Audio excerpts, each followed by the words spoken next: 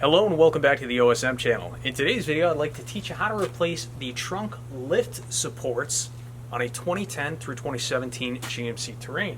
Now this car in particular is a 2014 model.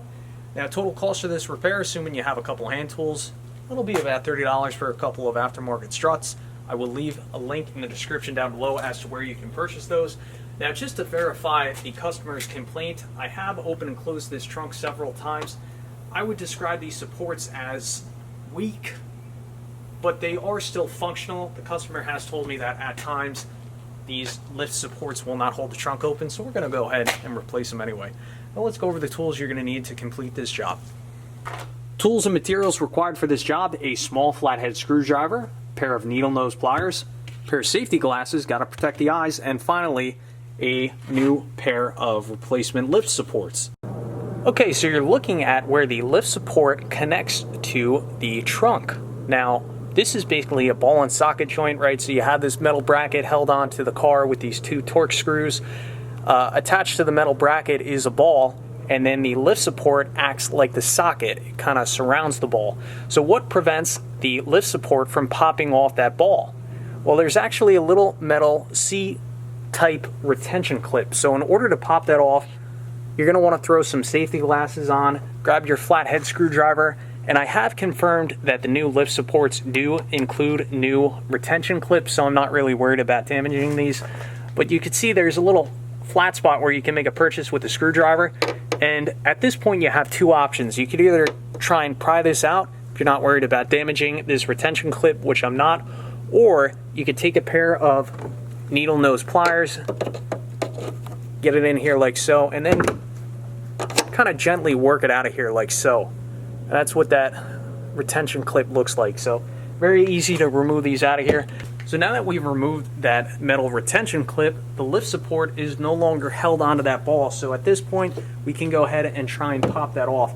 Now I caution you, when you dislodge the lift support from the ball joint, the trunk's going to become very heavy. So I'd recommend you putting a shoulder up on the trunk, supporting the trunk with one hand, because you just want to make sure this doesn't come down on you. So I'm going to try taking my needle nose pliers and just popping this off like so, and you can see the trunk started to fall a little bit, but I was holding on to it with the other hand, so I caught it just fine. I will say it's also a good idea to have a piece of wood nearby, so that way you can prop up the trunk and work on the other side of that lift support without having to worry about the trunk falling down on you. So now we're looking at the other connection. This is where the lift support makes the connection to the main body of the car, and basically same idea. We have this ball and socket joint, a little metal C-type retention clip. So again, we're just going to take our flathead screwdriver, pop it in this purchase, and work this clip off.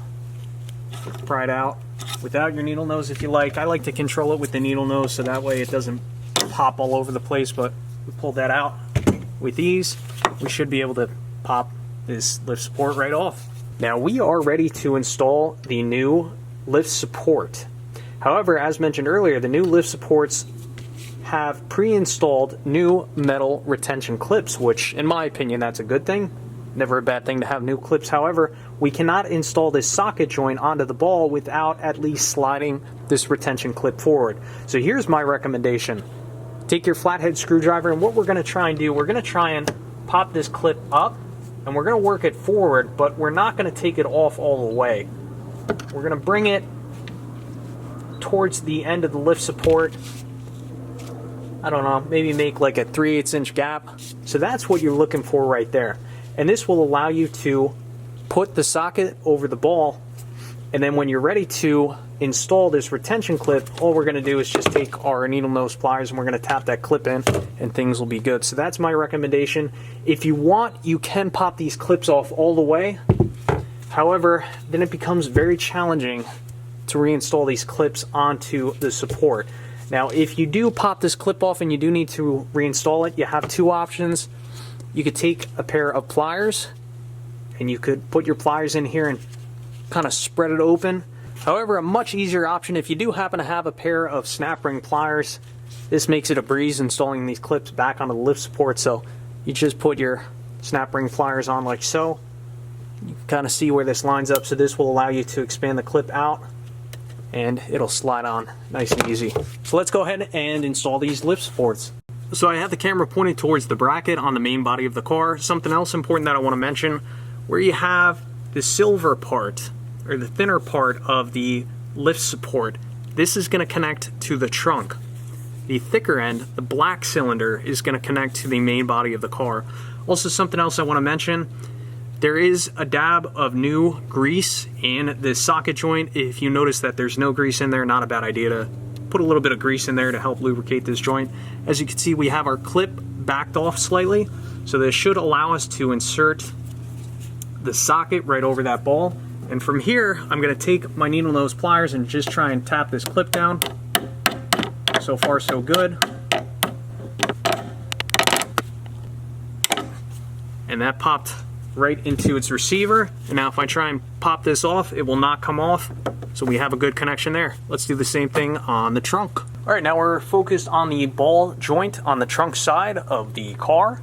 We have our clip backed off, which will allow us to pop this socket over the ball. Something else you may have to do with this connection is you may have to rotate this socket joint so it will no longer be in plane with the other joint. That's pretty much going to be necessary, so don't be afraid to twist this in here like so.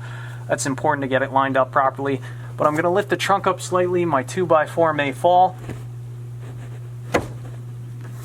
So you heard that joint pop in there, and then from here you can do what you want. You could try taking the screwdriver, but I found that the needle nose pliers to be effective at knocking this clip back in here. And that popped in there with ease.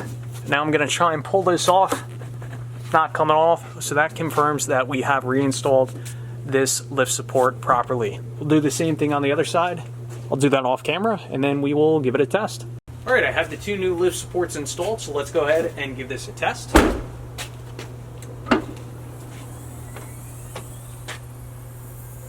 Much better. Has that new car sound now, too. Anyway, thanks for watching. As always, I will catch you on the next one.